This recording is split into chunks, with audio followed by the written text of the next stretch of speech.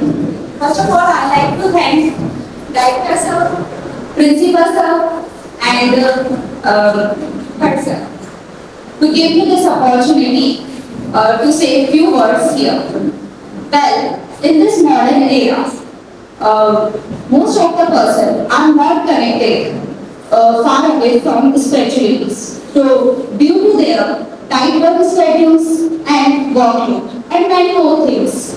But here today we have a great personality who can correlate to our education system with spiritualities. So here Mr. Sunil Bhatt, who have a great experience of teaching and philosophy, and also he is the chairman of Shashwat School, and now he is discuss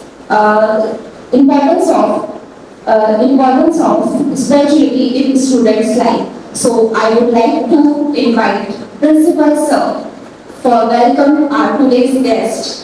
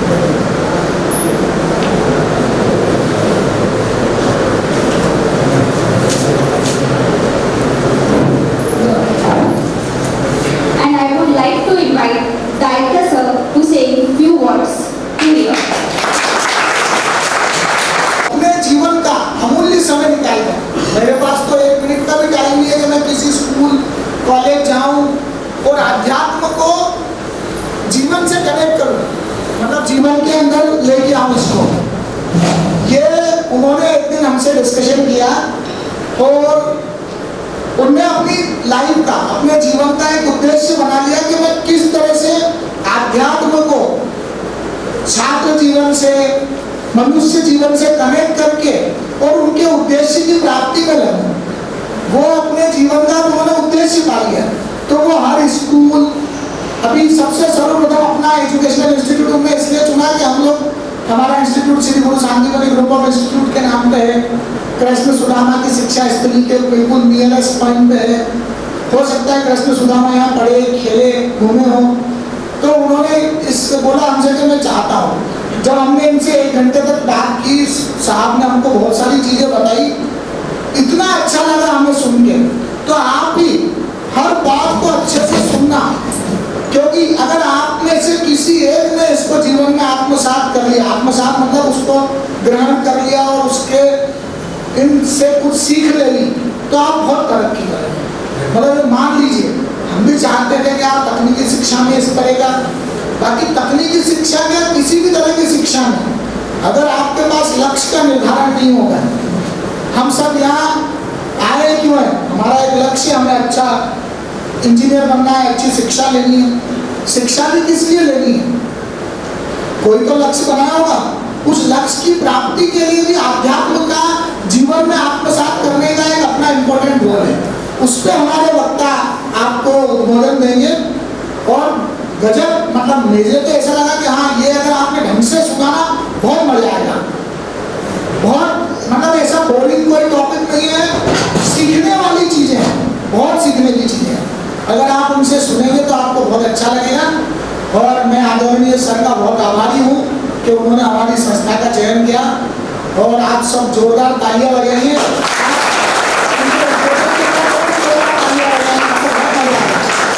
धन्यवाद sir जो आप आए।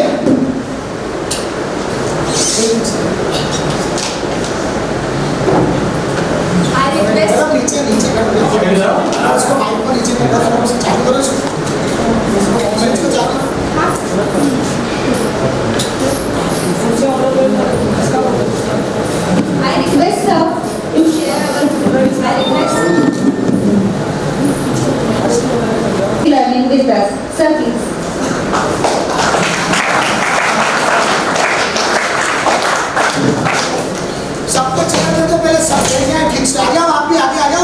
में सब अपन बैठे हैं ना, कोई भी आवाज नहीं करेगा। अगर किसी को लगता है अगर वो न्यूसेंस क्रिएट करेगा तो यहाँ से सब देख रहा हूँ, बाहर कर दूंगा उठा के। आप सुनो, बहुत अच्छी चीज है, आपको बहुत काम। जय श्री राम। और मैं आदरणीय आशुतोष सर का बहुत धन्यवाद प्रेषित करता हूँ कि उन्होंने मुझे आप लोगों के बीच में बोलने का अवसर दिया। आप और हम एक ही प्रतीक के राही हैं, एक ही रास्ते के प्रतीक हैं। हम सब साथ साथ चल रहे हैं, इस पृथ्वी पर एक साथ ही घूम रहे हैं। बस फर्क इतना है कि डायरेक्शंस अलग अलग हैं। मेरा जो विषय है अध्यात्म, तो मैं आपको सबसे पहले ये बताने की कोशिश करूंगा कि अध्यात्म है क्या, उसका जीवन में महत्व तो हम बाद में डिस्कस करेंगे कि वो आपके जीवन पे कैसे अप्लाई होगा। सबसे पहले हम उसको ये समझेंगे कि अध्यात्म क्या होता है। तो सबसे पहले तो आज का दिन आपके लिए बहुत विशेष है। क्यों? क्योंकि आज बाल दिवस है और कहीं ना कहीं आप अभी लर्निंग में हैं, तो बचपन आपके अंदर मौजूद है।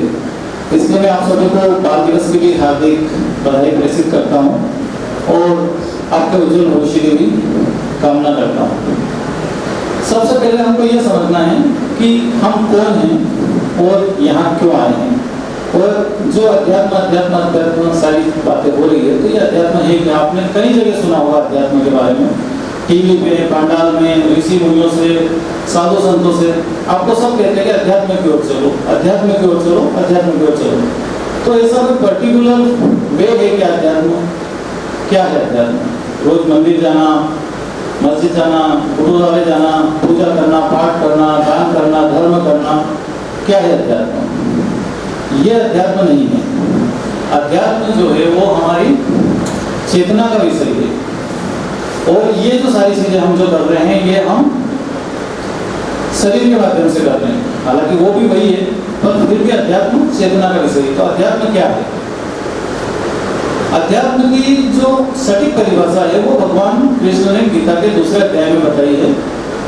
उन्होंने हमारी आत्मा को, हमारे जीव को ब्रह्म कहा है कि यह ब्रह्म वो है जिसका कभी भी नाश नहीं हो सकता। न इसको वायु सुखा सकती है, ना इसको अग्नि जला सकती है, ना शस्त्र इसको काट सकते हैं।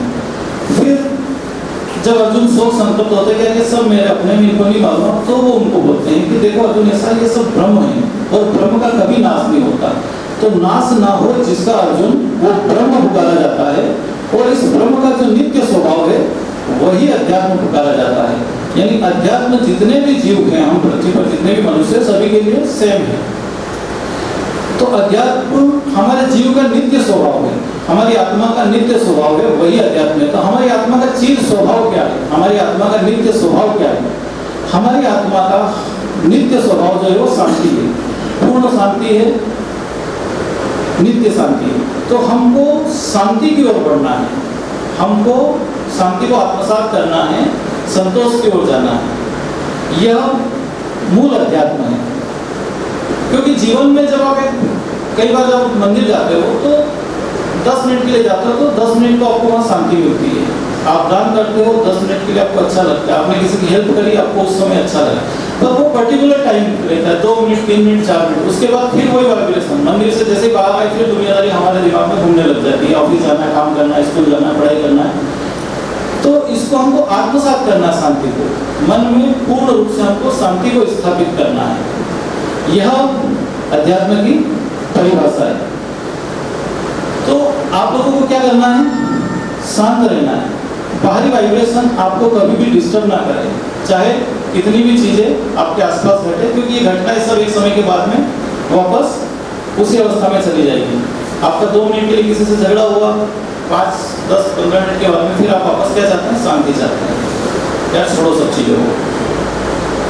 तो आप सबसे पहले आध्यात्मिक बनेंगे कब? जब आप शांति को पूर्ण रूप से एक्सेप्ट कर लेंगे। अब दूसरी चीज आती है कि हम कौन हैं और यहाँ क्यों आए हैं। यहाँ से मतलब इंस्टीट्यूट की बात नहीं करना, यहाँ तो हम सब पढ़ने आए हैं। यहाँ धरती पे हम क्यों आए हैं और ऊपर से हमको मनुष्य योनि मिली। 4 प्रकार के जीव होते हैं, उन 4 में सबसे ऊपर 84 लाख योनि में सबसे ऊपर मनुष्य योनि को माना गया है, वो हमको मिली। तो हम यहाँ क्यों आए? क्या हम यहाँ सिर्फ वर्क करने के लिए आए हैं? नहीं, हम यहाँ 4 पुरुषार्थ की प्राप्ति के लिए आए हैं। हमारे जो अग्रज थे उन्होंने पूरे हमारे जीवन को एक दर्शन की तरह दिया है और हमको यहाँ 4 पुरुषार्थ प्राप्त करने के लिए भेजा है। धर्म, अर्थ, काम और लास्ट मोक्ष। मोक्ष यहाँ से बाहर की विषय वस्तु है। तो सबसे पहले हमको अपने धर्म को डिसाइड करना है कि हमारा धर्म क्या है। तो धर्म जो है वो, मेरा ऐसा मानना है कि धर्म जो है वो व्यक्तिगत होता है, धर्म कभी भी सामूहिक नहीं होता है। हम यहाँ जितने लोग बैठे हैं, हो सकता है हम सबका धर्म अलग अलग हो सकता है। कैसे? धर्म का मतलब होता है धारण करना। किसी भी एक चीज को आपको धारण करना है, वही आपका धर्म है। जैसे राजा हरिश्चंद्र ने सत्य को धारण किया था, वो सत्य उनका धर्म बना। फिर उस सत्य के लिए जो भी सेक्रीफाइस करना था सब कुछ छोड़ा उन्होंने, पर अपने धर्म यानी सत्य को नहीं छोड़ा। राजा रघु वचन पालन को धर्म बनाया, प्राण जाए पर वचन न जाए। तो वो वचन पालन उनके कुल की रीत बन गई, यानी वो धर्म ही उनके कुल की रीत बन गई। और कालांतर में 10-20 पीढ़ी के बाद जब भगवान राम आए तो उन्होंने भी उस धर्म को निभाया जो उनके पूर्वज उनके लिए स्थापित करके गए। इसी तरह हम देखते हैं कि जब भगवान राम वन में गए और लंका में जब उनका युद्ध हुआ, उनके भाई लक्ष्मण को शक्ति लगी, सब चिंतित हो गए, क्या करें क्या हुआ। विभीषण जी ने बोला कि काम करते हैं, हमारी लंका में बहुत अच्छे डॉक्टर है वेदराज सुसेन, उनको लेके आते हैं, वो इनका ट्रीटमेंट कर देंगे। हनुमान जी जाते हैं वेदराज को कुटिया से उठा के लाते हैं। तो वेदराज जी देखते ही बोलते हैं, यार मैं इसका इलाज नहीं करूँगा। क्यों नहीं करोगे? ये तो मेरा शत्रु है, क्योंकि हमारे राज्य पर आक्रमण कर रहा था, इसलिए हमारे राजकुमार ने इसको मारा, तो मैं इसका ट्रीटमेंट क्यों करूँ? तब भगवान राम से एक ही बात पूछते हैं कि आपका धर्म क्या है। सुसेन जी को बोध होता है, वो बोलते हैं मैं चिकित्सक हूँ, चिकित्सा मेरा धर्म है, यानी रोगी का उपचार करना ही मेरा धर्म है। तो क्या ये रोगी नहीं है? यस, ये रोगी है, तो आप इलाज कीजिए। उनको अपने धर्म का बोध हुआ, उन्होंने लक्ष्मण जी का इलाज किया। ऐसे हम द्वापर में आ जाते हैं तो द्रोणाचार्य जी सबसे बड़े एजुकेटर से उस समय के, सबसे बड़ी यूनिवर्सिटी उन्हीं की थी। पर उन्होंने कहीं ना कहीं खुद को एक बंधन में बांध दिया था कि मैं सिर्फ राजपुत्रों को यानी राजा के पुत्रों को और ब्राह्मणों को ही शिक्षा दूंगा, इसके अलावा किसी को नहीं दूंगा। कर्ण गया तो मना कर दिया कि मैं तेरे को नहीं पढ़ाएंगे। एकलव्य गया, उसको भी मना कर दिया। फिर कालांतर में महाराज द्रुपद से उनका एक राजनीतिक झगड़ा हुआ और वो महाराज द्रुपद हार गए। महाराज द्रुपद उनसे बदला लेना चाहते थे, इसलिए उन्होंने यज्ञ का आयोजन किया और उस यज्ञ के प्रभाव से जब यज्ञ देवता प्रकट हुए, उनको क्या चाहिए? बोले मुझे ऐसा पुत्र चाहिए जो द्रोणाचार्य का मस्तक काट दे, द्रोणाचार्य का वध कर दे, और कुछ नहीं चाहिए, बाकी सारी संपदा मेरे पास है, बस आप अगर दे सकते हो तो ऐसा पुत्र दे दो। तथास्तु उनको पुत्र की प्राप्ति हुई। पूरे आर्यव्रत में, पूरे देश में बात कर गई कि द्रोणाचार्य ने ऐसा पुत्र मांगा है, द्रुपद ने ऐसा पुत्र मांगा है जो द्रोणाचार्य का वध कर दे। बात द्रोणाचार्य जी तक भी पहुंच गई। जब वो उनका पुत्र धृष्टद्युम्न जो है वो 7 वर्ष की अवस्था में आए, जब उनको स्कूल में एडमिशन करवाने की बात हुई तो द्रुपद लेकर उन्हीं के पास गए, द्रोणाचार्य के पास, इसको एडमिशन। बोले यस, शिक्षा देना मेरा धर्म है क्योंकि मैं शिक्षक हूँ। उन्होंने उनको अपने स्कूल में एडमिशन दिया और बिना भेद के, वो जानते थे कि मुझे मारेगा बड़ा होकर, ये मेरा वध करने के लिए ही धरती पे आया है, फिर भी उसको शस्त्र शास्त्र सारा ज्ञान दिया। यानी क्या किया उन्होंने? अपना धर्म निभाया। तो ऐसे ही अभी आप विद्यार्थी हैं तो शिक्षा ग्रहण करना आपका धर्म है। आप शिक्षा को ग्रहण कीजिए, एक चीजों को समझिए, वो पूरा समय पूरी एकाग्रता से अपने धर्म को निभाइए, क्योंकि आपके माता पिता आपका उनका धर्म निभा रहे हैं। आप सुबह आते हो तो वो आपके लिए लंच बॉक्स तैयार करके, आपकी मम्मी 5 बजे उठती है, आपकी बस 7 बजे निकलती है, तो आपके लिए लंच बॉक्स बना देती है कि मेरा बच्चा मेरी बच्ची भूखी ना रहे, वो वहाँ सीखने के लिए जा रहे हैं। आपके पिता खुद कितना परिश्रम करते मुझे नहीं पता, किसी के पिता अमीर हो गए, किसी के गरीब हो गए, पर हर व्यक्ति अपने बच्चे के लिए यूनिफॉर्म, बुक्स, ये वो, स्कूल कॉलेज की फीस सारा इंतजाम करता है। वो अपना धर्म निभा रहे हैं क्योंकि संतान का पालन करना उनका भी धर्म है। तो आपका धर्म है शिक्षा को ग्रहण करना, तो आप इसे अपना धर्म मानकर पूरी तन्मयता से ग्रहण करें। एक एक क्षण को अमूल्य समझे, किसी भी क्षण को ऐसा नहीं सोचे कि यार अभी कुछ नहीं हो रहा, कुछ नहीं हो रहा तो आप सेल्फ करिए। टीचर्स नहीं है क्लास में, कोई बात नहीं, हम खुद तो हैं। एक लोग भी क्या करते थे, यही तो करते थे, सेल्फ करते थे। तो ये धर्म है। तो अपने धर्म को हमें समझना है, उसको धारण करना है। कोई भी एक चीज आप धारण कर लीजिए, जैसे मैं शिक्षक हूँ तो मेरा धर्म है शिक्षा देना। अब सिर्फ किताबें पढ़ना मेरा धर्म नहीं है।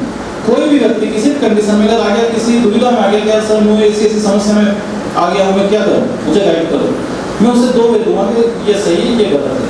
अब वो अपने विवेक से सोचे कि उससे पालन करना है या नहीं करना है। तो ये धर्म है, ठीक है। दूसरी चीज आती है अर्थ। अर्थ मतलब पैसा। तो पैसा व्यक्ति कई प्रकार से कमाता है। कुछ लोगों को उनके पूर्वज छोड़ के चले जाते हैं पैसा, वो सारी प्रॉपर्टी छोड़ के चले जाते हैं। कुछ लोग चोरी करके कमा लेते हैं, कुछ करप्शन से कमा लेते हैं, कुछ और किसी प्रकार से कमा लेते हैं। पर वो पैसा है, वो अर्थ नहीं है। अर्थ क्या है? अर्थ वो है जिसे आपके मन ने स्वीकार किया, जो आपने धर्म का आचरण करके कमाया है, जो आपने अपनी मेहनत से कमाया और आपके मन ने स्वीकार किया कि यस ये मेरा कमाया हुआ, वो आपका अर्थ है।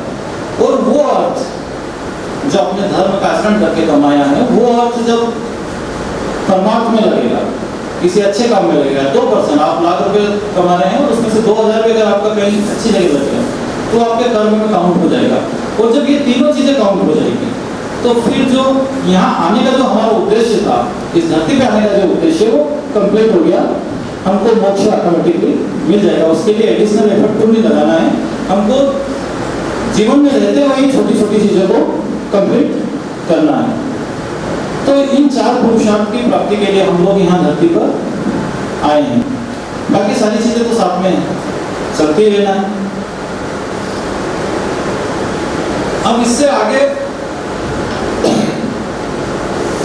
मैं बात करता हूँ, कुछ छोटी छोटी स्टोरीज आपको सुनाने की कोशिश करता हूँ कि उससे आप समझे कि आपका जीवन क्या है। जीवन बोलने की 3 बहुत छोटी छोटी स्टोरी मैंने सोची है कि जीवन है क्या, कब खत्म हो जाएगा आपको पता नहीं चलेगा। एक महाराज रहते हैं, राजा रहते हैं, प्राचीन समय की बात रहती है, तो उनको संतान नहीं रहती है। अब संतान नहीं रहती तो राजा चिंतित रहते हैं कि यार मेरे तो संतान ही नहीं, इतना बड़ा राज्य का वैभव कौन भोगेगा। महाराज बहुत धर्मात्मा भी रहते हैं।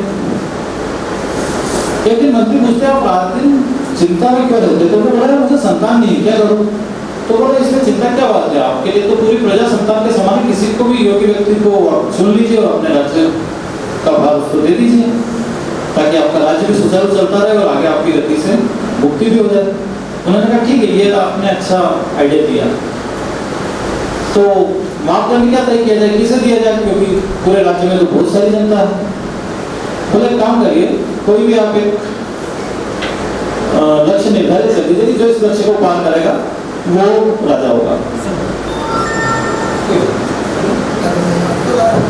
अब क्या होता है, राजा बोलता है मुझे टाइम का पंक्चुअल बंदा चाहिए जो टाइम को समझता होगा।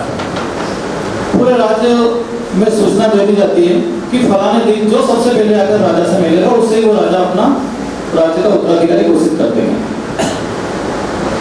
दूसरी ओर दूसरे जो उनके मंत्री थे उनको कहते कि काम करो, अपने नगर के चारों 4 द्वार है, चारों द्वार को इतने भव्य सजाओ कि व्यक्ति आए और कम से कम 1 से 2 घंटे तक उस गेट को देखे, और उससे जैसे ही व्यक्ति अंदर आए, एंट्री करके जब अंदर आए तो सारी व्यवस्था करो, खाना पीना, नाचना गाना, जो व्यक्ति की पसंदीदा चीजें वो सारी चीजों का वहाँ पे आप मेला लगा दो। और मैं सामने ही बीच में आसन लगा के बैठूंगा, चेयर लगा के बैठूंगा, जो सबसे पहले आकर मुझसे मिलेगा उसी को मैं अपने पूरे राज्य का भार दे दूंगा। और एक बात का और ध्यान रहे कि हर व्यक्ति के साथ एक सिपाही को छोड़ना, कोई भी व्यक्ति आए गेट पे एंट्री करे, नाम लिखाए और जैसे उसके 2 घंटे पूरे हो जाएंगे, 7 बजे आया है तो 9 बजे वहां से बाहर हो जाएगा। उसको ऐसी स्थिति में बाहर कर देना, जब वो खाना खा रहा था उसका हाथ यहीं से पकड़ के बाहर फेंक देना। ठीक है, समय आ गया, पूरे नगर को दुल्हन की तरह सजा दिया गया, लोग आने लगे, है ना, कुछ मेरे जैसे लोग आए, अपना नाम गेट पे एंट्री करवाए। और जब मेरे जो 2 घंटे मुझे निर्धारित मिले कि 7 बजे में आया हूँ, मुझे 9 बजे मेरे से बाहर कर देंगे, मुझे पता था, फिर भी मैंने अपने पूरे 2 घंटे उस गेट को देखने में ही खत्म कर दिए, तो गेट से अंदर में नहीं जा पाया। जैसे जाने लगा फिर आपका टाइम खत्म हो गया। तो लोग आते गए, मेला देख देख के उनको बाहर करते गए। 3 बज गए, 4 बज गए, कोई भी व्यक्ति राजा से नहीं मिला, जबकि राजा सामने बैठा हुआ। अब क्या करें? शाम के 3-4 बजे के आसपास एक व्यक्ति आता है, वो गेट पे एंट्री करता है, गेट को ऐसे देखता है, अंदर जाता है, सारी व्यवस्था को देखते हुए जाके राजा से मुलाकात करता है। राजा बोलता है कि सभा समाप्त हो गई, हमको उत्तराधिकारी मिल गया, मेला खत्म करो, बाकी सबको अपने घर भेज दो। इस कहानी के 2 पहलू निकलेंगे यहाँ। एक आध्यात्मिक पहलू निकलेगा जो इस लोक से आगे की यात्रा के लिए, और एक यहाँ के लिए। तो इसका आध्यात्मिक पहलू ये है कि वो जो राजा था वो ईश्वर था, और ये जो मेला लगाया ये पूरी दुनिया है जो हम इसमें घूम रहे हैं। और 2 घंटे का समय, यानी हमारी आयु निर्धारित करके हमको भेजा है कि ये 50 साल जिएगा, 60 साल जिएगा, 70 साल जिएगा। जिस दिन हमारी आयु खत्म हो जाएगी हमको इस मेले से उठा के बाहर फेंक दिया जाएगा। पीछे यमराज बिल्कुल खड़े हुए हैं, आप सोचे मत कि आपके पीछे नहीं। तो हमको हमारी आयु फिक्स है, 2 घंटे हमको मिले हैं इस मेले में घूमने के लिए। अब आपको अगर राजा से मिलना है तो राजा यहीं सामने आपके अंतर्मन में बैठा है, आप शांति स्थापित करोगे तो आपको ईश्वर मिल जाएगा। इसको आप भौतिक जीवन में, आपके विद्यार्थी जीवन में इस तरह से अप्लाई कर सकते हैं कि वो जो राजा है वो आपका गोल है, आपका लक्ष्य है। जो भी आपको बनना है, बेस्ट इंजीनियर बनना है, IPS बनना है, IAS बनना है, वो आपका लक्ष्य है, वो राजा है।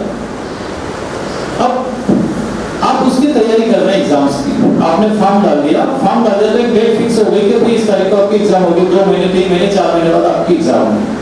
अब 4 महीने के बाद फिर क्या होता है कि आप गोल पे ध्यान नहीं दे रहे, आप कहाँ देख रहे हैं? मेले को देख रहे हैं। यानी भाई की शादी आ गई, दोस्त ने पिकनिक का प्रोग्राम बना लिया, तो हम अपने एग्जाम्स की तैयारी को छोड़कर उनके साथ लगे, दोस्तों के साथ घूमने लगे। अरे अभी तो 3 महीने कर लेंगे, क्या टाइम लगेगा, 2 दिन में कर लेंगे। तो टाइम निकलता जाएगा, यानी आप मेले में इन्वॉल्व हो गए, आप अपने गोल पर ध्यान केंद्रित नहीं कर पा रहे हैं, तो परिणाम क्या आएगा? परीक्षा भी होगी, आप बैठेंगे भी सही, पर आप राजा से नहीं पूछ पाएंगे, यानी आप अपने लक्ष्य तक नहीं पहुंच पाएंगे। आपने अपना टाइम वेस्ट कर दिया, आपको बाहर कर दिया जाएगा। तो ये जो मैंने एक छोटी सी कहानी सुनाई, आपको दोनों पे लागू होती है या नहीं होती, आप बताइए मुझे, है ना? तो ये ऐसी छोटी छोटी 3 स्टोरी है जो आपके जीवन का मूल्य आपको बताने की कोशिश करेगी। सेकेंड स्टोरी क्या है इसकी, कि आप दुनिया में इन्वॉल्व किस तरह से हो जाते हैं। आप यहाँ से आगे जब चले जाते हैं, आप अपने गोल तक जब पहुंच जाते हैं, उसके बाद आप दुनिया में कैसे इन्वॉल्व होते हैं। तो सेकेंड स्टोरी का पार्ट ये है कि एक बार क्या होता है कि भगवान शिव, पार्वती, गणेश तीनों मानवीय रूप में हम जैसे इंसान बनकर पृथ्वी पर आ जाते हैं कि चलो पृथ्वी पे घूम के आते हैं। कुछ भक्त रहते हैं, उनसे भी मिलना रहता है, कुछ अभक्त रहते हैं, उनसे भी मिलना रहता है, तो परीक्षा लेने के हिसाब से वो आते हैं। तो आते हैं तो एक दुख दर्द के सामने आ जाते हैं, तो देखते हैं, क्या देखते हैं कि यार दूध का बड़ा व्यापारी बड़ी सी तस्वीर लगा रखी है, अगरबत्ती वगैरह लगा रहा है, दीप भी जला रहा है। भगवान गणेश जी कहते हैं मुझे भूख लगी, मुझे दूध पीना है। पार्वती जी कहते हैं चलो दूध लेके आ जाओ, आपके भक्त की डेली आ गई है। भगवान जाते हैं भैया दूध दे दो, पैसे नहीं है, भाग जा, दूध के फ्री में मिलेगा। भगवान को अपमानित करके वो भगा देते हैं।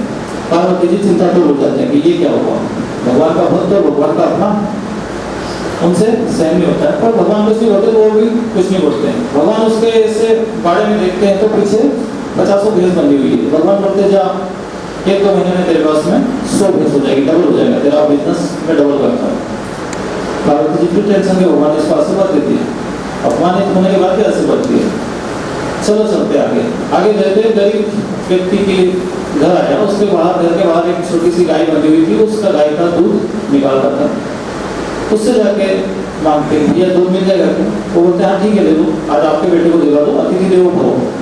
हमारे यहाँ अतिथि को भगवान का दर्जा दिया जाता है, आप मेरे घर आए इसलिए आपके लिए समर्पित है। गणेश जी दूध पी लेते हैं। भगवान देखते हैं कि यार ये गाय तो घास फूस की तो कुछ व्यवस्था है नहीं, मरने जैसी हो रही। वो पार्वती को बोलते हैं कि अपन यहाँ से चलेंगे और गाय मर जाएगी। भगवान पलटते और गाय मर जाती है। पार्वती जी फिर टेंशन में आ जाते कि उसने आपको अपमानित किया, उसको आशीर्वाद दिया, इसने बेचारे ने अपने बेटे के मुंह से दूध छीन के आपके बेटे को दिया और आपने इसकी गाय मार दी। मैं नहीं आ रही कैलाश पे, मैं तो आपसे बात भी नहीं कर रही।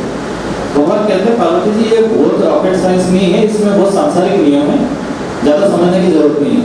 बोले नहीं आप समझाओ तो मैं चलो, नहीं तो नहीं चलो। तो भगवान कहते हैं कि वो जो व्यापारी था, जो दूध का कारोबारी था, उसकी 50 से 100 भैंस मैंने इसलिए कर दी क्योंकि उसे माया पसंद थी। वो गोबर का कीड़ा था, वो अभी तक 50 भैंसों का गोबर उठाता था, अब 100 का उठाएगा। अब 100 भैंसों के घास फूस की व्यवस्था करेगा, 100 भैंसों का दूध निकालेगा, 100 भैंसों के दूध की टेंशन रहेगी उसको। तो वो जो दिए बत्ती अगरबत्ती करने का समय था वो भी मैंने उसका नष्ट कर दिया। और ये जो था कौन, गरीब व्यक्ति, ये कहीं भी कथा सत्संग वगैरह में बैठा रहता था तो इसको हमेशा चिंता रहती थी गाय के लिए घास लानी, गाय को पानी पिलाना, तो इसकी टेंशन मैंने खत्म कर दी। यानी ईश्वर जब उसकी ओर खींचता है तो उससे चीजों को छीनता है, और जब उसको उससे दूर करना होता है तो उसको चीजों को बढ़ा देता है, उसके समय को कंज्यूम कर देता है। तो यहाँ इस कहानी से हमको क्या शिक्षा मिलती है?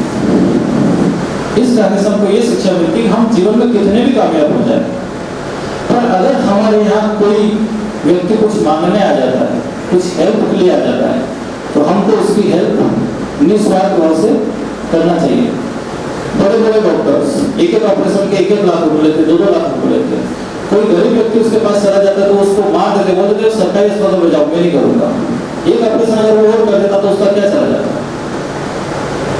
तो आप कामयाब हो, बिल्कुल हो, लेकिन हमसे जो नीचे के लोग हैं उनके लिए हमारे मन में दया का भाव होना चाहिए।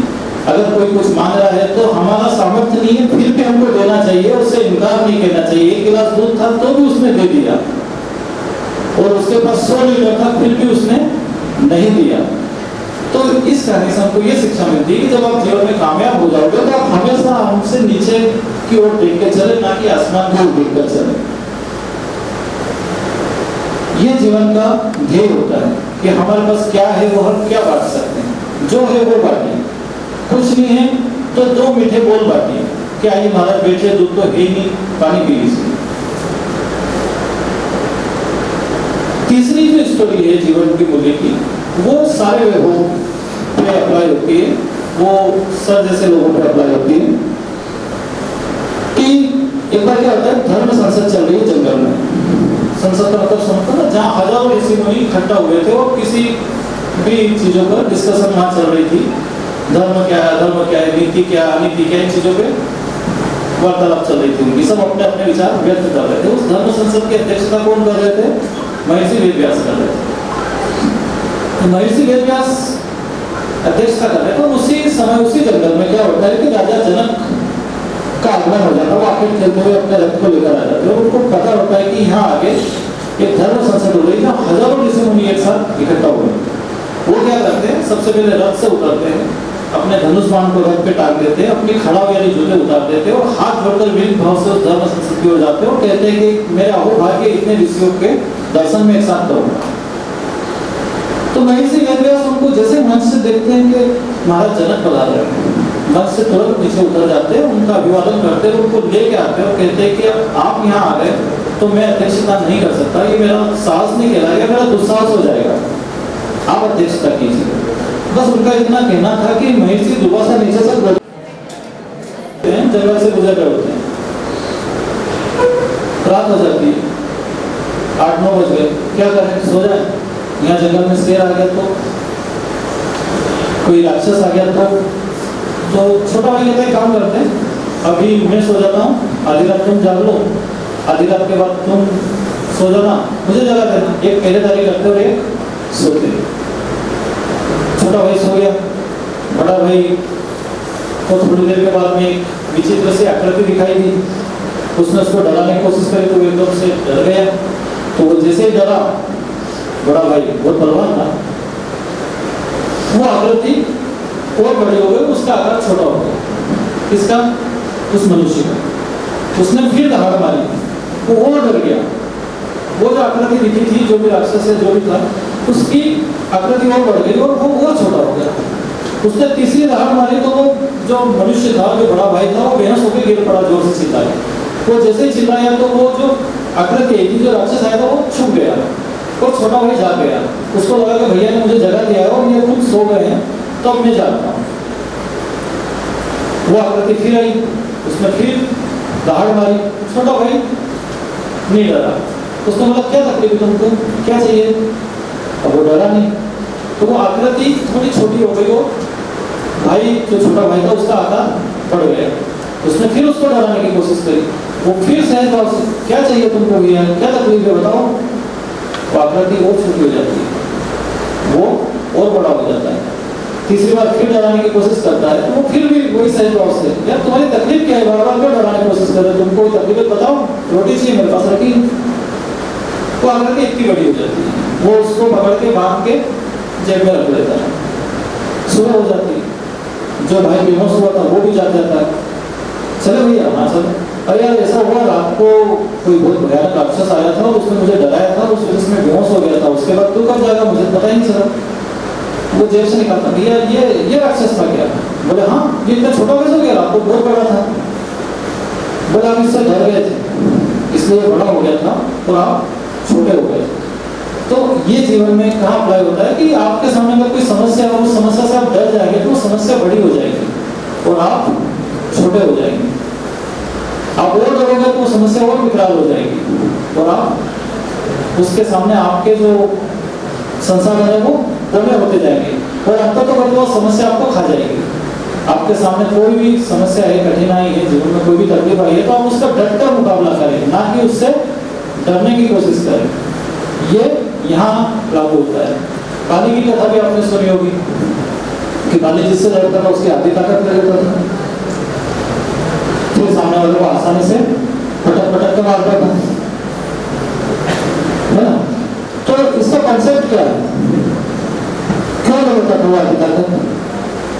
क्योंकि उसके अंदर सेल्फ कॉन्फिडेंस बहुत जबरदस्त था। जब भी दुश्मन उसके सामने आता था तो उसको बोल वचन से वो खत्म कर देता था, सामने वाले का कॉन्फिडेंस लूज कर देता था, सामने वाले में कॉन्फिडेंस ही नहीं रहता था कि मैं इससे कैसे लड़ूंगा। तो जब उसमें आत्मविश्वास नहीं बचता था, उसकी मेन जो पावर है, मेन ताकत क्या है आपकी? कॉन्फिडेंस। शरीर की ताकत बाद में, सबसे पहले कॉन्फिडेंस। तो आपके पास अगर कॉन्फिडेंस नहीं रहेगा तो आप किससे लड़ोगे? किसी से भी नहीं लड़ पाओगे।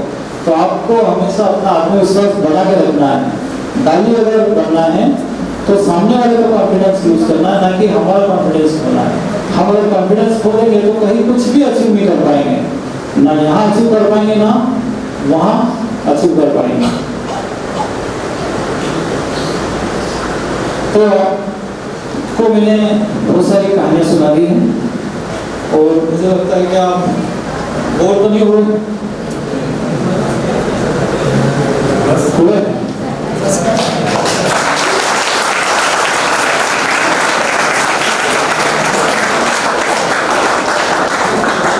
आगे फिर कभी मौका मिला तो मैं फिर आपको सुनाऊंगा।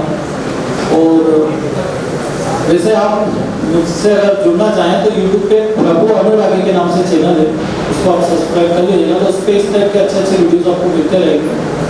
और आपके जीवन में कभी भी कोई भी समय इस टाइप की परेशानी आए जब आपको लगे कि यार हम नर्वस हो रहे हैं, तो आप सर से कॉन्टैक्ट नंबर लेकर मुझे डायरेक्टली फ़ोन कर सकते हैं।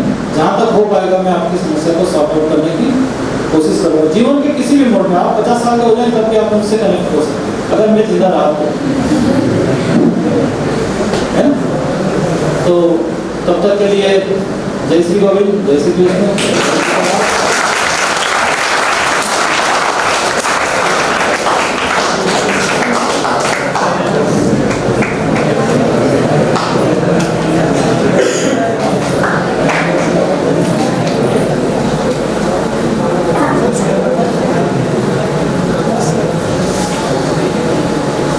भट्ट सर का बहुत बहुत आज के इस वक्तव्य के लिए आभार है।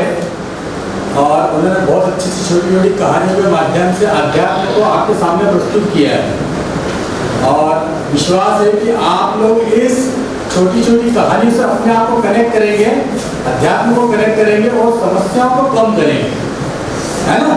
तो ऐसे जो प्रेरणादायी आपको नई नई कहानी जो सुनने को मिली है, उसका फल, उसका जो संक्षेप में यही है, सार यही है कि आप अपनी समस्याओं से डरो मत, है ना। आप उन समस्याओं से जूझने की कोशिश करो, अपने आप धीरे धीरे वो समस्याएं कम हो जाएगी। तो इसी बहुत अच्छे स्टोरीज और इनके वक्तव्य के साथ सर का मैं बहुत बहुत आभार व्यक्त करता हूँ, डायरेक्टर सर का बहुत आभार व्यक्त करता हूँ, साथ ही साथ आप बच्चों का भी बहुत बहुत आभार कि आपने बहुत अच्छे से सुना। तो आगे इसी प्रकार की कुछ कड़ियाँ हमारी जारी रहेगी और आपको अच्छे अच्छे वक्तव्य आपको सुनने को मिलेंगे। सर आपका बहुत बहुत धन्यवाद, थैंक यू, आभार।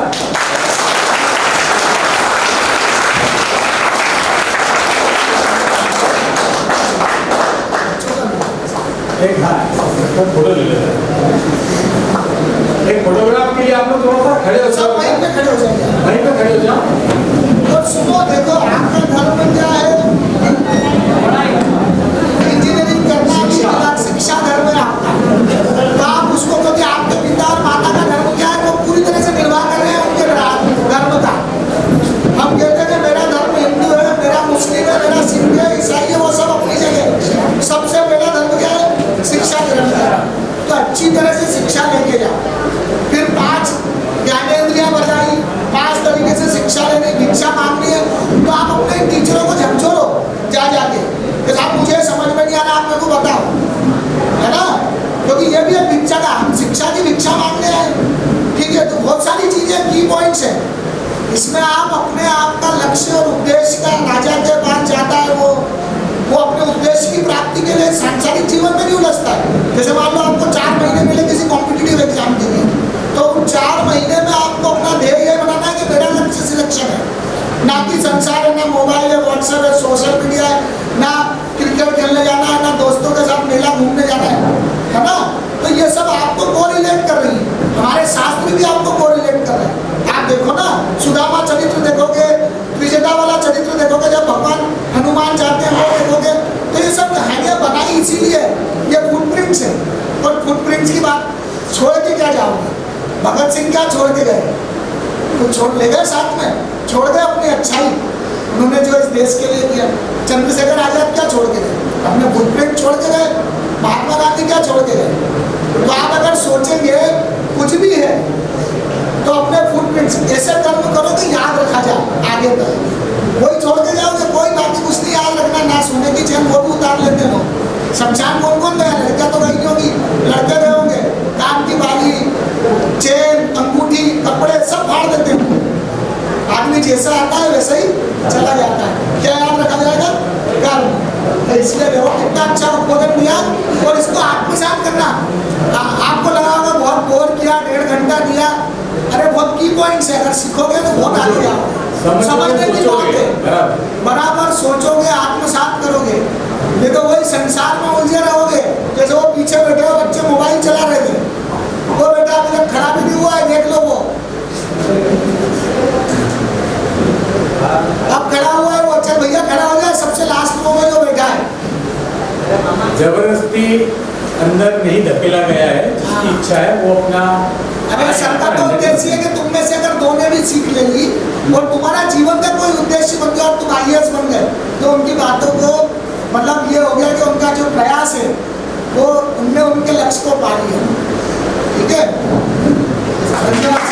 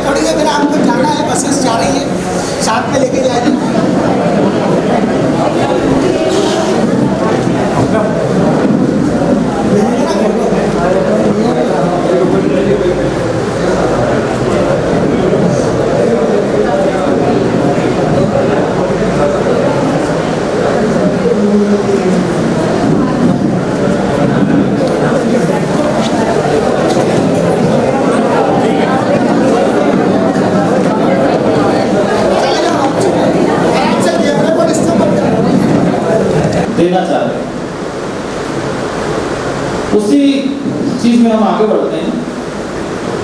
वन में से माता सीता का अपहरण हो जाता है, लंका में युद्ध चालू हो जाता है, और जब लक्ष्मण जी को सबकी बाण लग जाता है तब क्या होता है, हनुमान जी संजीवनी लेने के लिए जाते हैं। द्रोणागिरी उठाकर जब आकाश मार्ग से निकलते हैं तो अयोध्या के आकाश मार्ग से ही वो गुजर रहे होते हैं। भरत जी सोचते कि यार ये कोई राक्षस है, रात में इतना बड़ा पहाड़ लेके जाना, पता नहीं किस पे गिराएगा। उनको बाण मारते हैं, वो गिर जाते हैं और राम राम का सुमिरन करते हैं। तो उनको आभास होता है कि यार ये तो राम भक्त है, मेरे भैया के हितैषी, मैंने गलत इन पे प्रहार कर दिया। थोड़ी देर के बाद जब उनकी मूर्छा टूटती है, सारा लड़का को भरत जी को सुनाते हैं कि वन में क्या क्या घटना घटी और अभी जो है वो भाई लक्ष्मण को शक्ति लगी हुई है, और अगर मैं सूर्योदय के पहले वहां नहीं पहुंचा तो उनके प्राण संकट में आ जाएगा।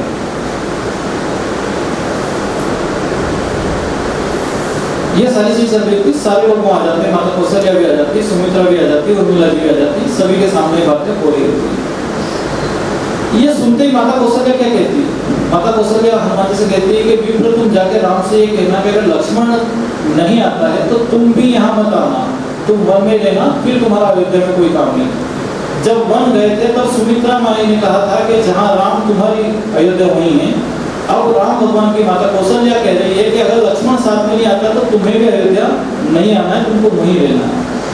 उनकी बात को काटते हुए सुमित्रा माँ फिर बोलती है कि विप्र ऐसा कुछ मत कहना, राम से कहना कि शोक न करे, लक्ष्मण अगर चला भी जाता है तो शत्रुघ्न अभी जिंदा है, मैं इसे उसकी सेवा में भेजूंगी, पर वो मन में ये शोक न करे कि मेरे कारण लक्ष्मण जी चले गए। ये सारी चीजें सुनकर उर्मिला जी आराम से मुस्कुरा रही है, बेटी आराम से, उनमें उनके मन में कोई भाव ही प्रकट नहीं हुआ। हनुमान जी उनके पास जाते हुए बोले तुम्हारे पति के प्राण संकट में है, तुम्हारे मुखमंडल पे तो कोई भाव ही नहीं है, तुम मुस्कुरा रही हो। तो वो कहती है कि मेरे पति के प्राण के संकट में हो ही नहीं सकते। क्यों नहीं हो सकते? क्योंकि वो जिसकी गोद में लेटा है वो स्वयं ईश्वर पर ब्रह्म है, और जो ईश्वर की गोद में लेटा है, काल की क्या ताकत है उसकी गोद से उठा के उसको लेके चला जाएगा। तो ये तो कोई लीला चल रही है। तो ये रामायण है जहाँ हर व्यक्ति को एक दूसरे पे विश्वास है, एक दूसरे को सुख देना चाह रहे हैं, त्याग एक दूसरे के प्रति करना चाह रहे हैं, ये रामायण है। भगवान राम ने अगर राम राज्य का कलश स्थापित किया था तो उसकी नींव में जनक की बेटियां हैं, कभी सीता, कभी उर्मिला, कभी सुकृति, कभी मांडवी। तो ये चीजें हमको कहाँ से मिलेगी? जो हमारे ग्रंथ हैं उनको पढ़ने की जरूरत है, उनको समझने की जरूरत है। ये सारे जीवन के दर्शन है कि आपको जीना कैसे। ये वो लोग थे जो हमसे पहले पृथ्वी पर आए थे और वो अपने पद चिन्ह छोड़ के गए कि आपको ऐसे ऐसे ऐसे चलना है, आपको मार्ग बता के गए। हम उस मार्ग को छोड़कर इधर दौड़ रहे, उधर दौड़ रहे, पूरी भौतिकता में दौड़ रहे हैं। बस कुछ नहीं करना, सिर्फ और सिर्फ धन कमाना है, धन के अलावा हमको कुछ नहीं करना। और ये धन यहीं तक रहता है, ये साथ में नहीं जाता। जैसा कि मैंने बोला था कि कहीं जाना है तो क्या लेके जाना है, तो जो लेके जाना है वो हमको कमाना है। अब लेके आपको क्या जाना है, क्या लेके जाओगे आप? ये मैं आपको बताता हूँ। आपने सुदामा का चरित्र सुना होगा, जानते हैं सुदामा का नाम कौन कौन थे? सुदामा कृष्ण भगवान के मित्र थे, बहुत गरीब थे, ऐसा हमने सुना है ना। 5 पुत्र थे उनके, पत्नी भी एक, 5 घर भिक्षा के लिए जाते थे। 5 घर से उनको भिक्षा मिल जाती थी तो परिवार का पालन पोषण करते थे, नहीं तो भूखे रहते थे। और ज्यादातर वो लोग भूखे रहते थे, बहुत कम टाइम उनको भिक्षा मिलती थी। तो कम टाइम भिक्षा मिलने के कारण उनके पुत्र जो वो दुर्बल होते जा रहे थे, उनकी पत्नी जो है वो भी दुर्बल होती जा रही थी, वो भी शरीर से बिल्कुल कमजोर होती जा रही थी। फिर एक दिन उनकी पत्नी उनसे बात करते हो, कहती कि आप हमेशा कहते हो कि कृष्ण आपके मित्र हैं, कृष्ण आपके मित्र हैं, तो क्यों ना आप उनके पास जाए, हेल्प ले लें, उनसे मदद मांग लें। वो तो वैभवशाली है, द्वारिका के राजा है, थोड़ा सा दे देंगे तो हमारा गुजर बसर आराम से हो जाएगा, 5 घर आपको जाने की जरूरत नहीं पड़ेगी। ठीक है, मैं जाऊँ तो क्या लेके जाऊँ? उसको भेंट देने के लिए मेरे पास कुछ चीज तो होनी चाहिए। वो पत्नी पूरे घर को ढूंढती, अड़ोस से पड़ोस से, यहाँ से वहां से, जैसे भी करके 3 मुट्ठी चावल का इंतजाम करके पोटली बांध कर उनको दे देती है। पोटली लेके वो जाते हैं, मन में ये बोलती कृष्ण मुझे पहचानेंगे कि नहीं पहचानेंगे। अगर मना कर दिया उसने कि मैं तुझे नहीं जानता क्योंकि वो तो राजा, मैं तो बिल्कुल निर्धन ब्राह्मण हूँ, तो मेरा बड़ा अपमान हो जाएगा।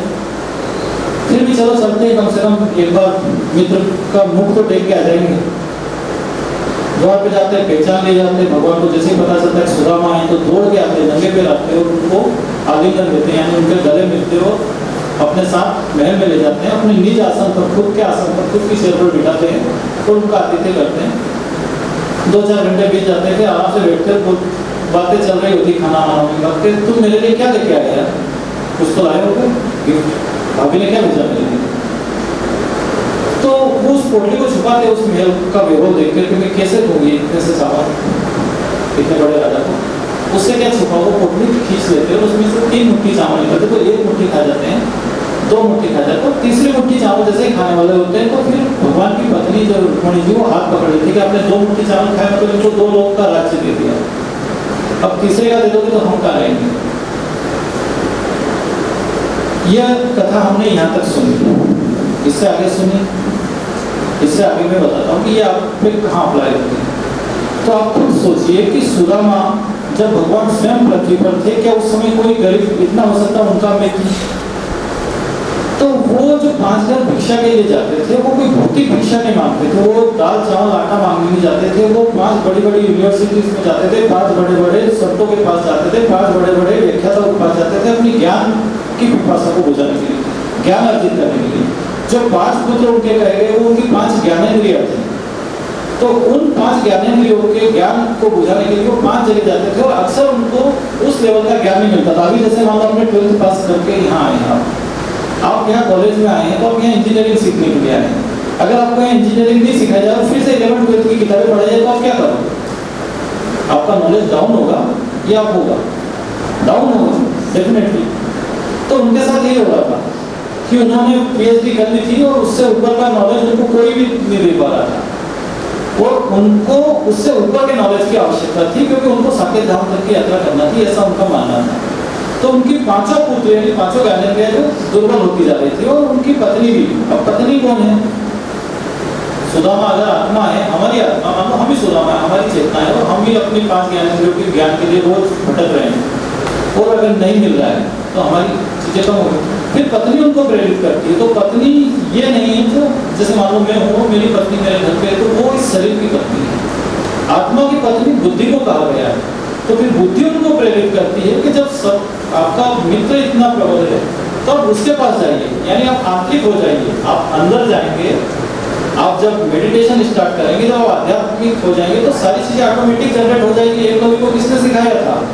सेल्फ कहाँ से सिखाता वो? आध्यात्मिक हो गया था, रोज मेडिटेशन करता था, सारी चीजें डाउनलोड हो जाती थी। एक और बात मैं आपको बताता हूँ कि अभी मैं आपको बोलता हूँ कि आपको न्यूयॉर्क टाइम्स पढ़ना है, मुझे न्यूयॉर्क टाइम्स पढ़ना है, तो 2 तरीके। एक तो ये कि मैं अभी टेक्नोलॉजी बहुत हाई हो गई, तो मैं मोबाइल पे सर्च करूँगा, गूगल पे जाऊँगा, न्यूयॉर्क टाइम्स आज का 2 सेकंड में खुल जाएगा, मैं पढ़ लूँगा। दूसरा तरीका ये है कि मैं यहाँ से इंदौर जाऊँ, इंदौर से मुंबई जाऊँ, मुंबई से फ्लाइट पकड़ूँ, 10 सेकंड 24 घंटे के बाद न्यूयॉर्क में उतरूँ, वहाँ पेपर खरीदूँ और पढ़ूँ। तो जो मुझे पेपर मिलेगा वो 1 दिन पुराना मिलेगा, क्योंकि मुझे तो 23 तारीख का पढ़ना था, मैं वहाँ पहुँचा ही 24 तारीख को।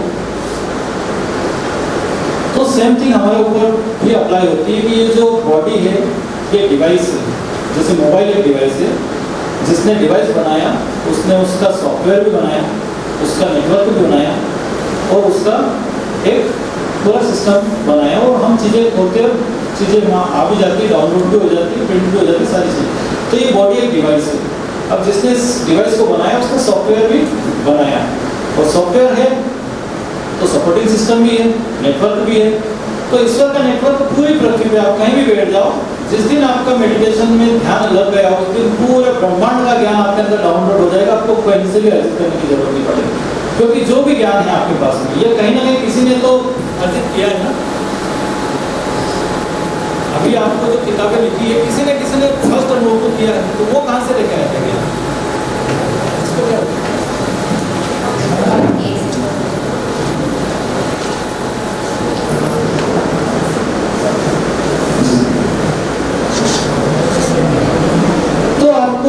होना क्या है? आंतरिक होना, सेल्फ केंद्रित होना है। तो सुदामा जो थे, रुकिए सुनिए जरा ध्यान से, हम वापस उस करके वो चावल दाल आटा मांगने नहीं जाते थे, वो ज्ञान के लिए जाते थे और 5 बड़ी यूनिवर्सिटीज में जाते थे और उनको उस लेवल का ज्ञान वहाँ नहीं मिल पाता था। इसलिए फिर वो आंतरिक हुए तो सारी चीजें ऑटोमेटिकली उनके अंदर डाउनलोड होने लगी, यानी ईश्वर से उनकी भेंट हो गई। ईश्वर से भेंट हो गई किसने? बुद्धि ने, यानी पत्नी ने प्रेरित करा, वो द्वारिका में पहुंच गए। क्या लेके आए? 3 मुट्ठी चावल। तो वो 3 मुट्ठी चावल ये नहीं थे जो आप और हम खाते हैं, वो 3 मुट्ठी चावल हमारे कर्म थे, भूत भविष्य और वर्तमान, तीनों काल में जो हम कर्म करते हैं वही होता है। और पत्नी बड़ी चतुर होती है, बुद्धि बड़ी चतुर होती है, तो हमने जितने भी पाप पुण्य जो भी करे वो सब लेके यहाँ से हम चले जाएंगे, हमारे कर्मों की पोटली लेकर हम ऊपर जाते हैं। ये हमने हमेशा सुना कि आपके कर्म ही आपके साथ जाएंगे, इसके अलावा कुछ नहीं जाएगा, आपका धन यही रहेगा, इस धन से जो कर्म आपने अर्जित कर लिए वो आपके साथ जाएंगे। तो 3 मुट्ठी चावल यानी 3 काल के, भूत काल के, भविष्य काल के, वर्तमान काल के कर्म हम लेकर गए। और जैसे ईश्वर के सामने गए तो हम क्या छुपाएंगे? हमको पता है कि हमारे कर्म कैसे, इसलिए हम छुपाएंगे कि यार मैं तो कुछ नहीं लाया, पर वो हमसे छीन लेगा। और छीनने के बाद 1 मुट्ठी खा गया, यानी भूतकाल में जितने भी हमने कर्म करे थे उससे हमको निष्पाप कर दिया। दूसरी मुट्ठी खा गया, वर्तमान काल के हमारे जो भी कर्म थे उसको निष्पाप कर दिया। तीसरी मुट्ठी खाने लगे हो, भगवान की पत्नी ने हाथ पकड़ लिया कि भविष्य के कर्म मत खाइए आप इसके, क्योंकि आप अगर भविष्य के इसके कर्म खा जाएंगे तो ये फिर करेगा क्या? भविष्य में फिर कर्म करने के लिए इसको स्वतंत्र छोड़िए, ये फिर अपने कर्म करेगा, अपने कर्मों को संचित करेगा, उससे प्रारब्ध बनेगा और इसकी यात्रा आगे अनवरत कंटिन्यू करेगा। तो आप क्या लेके जाएंगे? कर्म की पोटली लेके जाएंगे।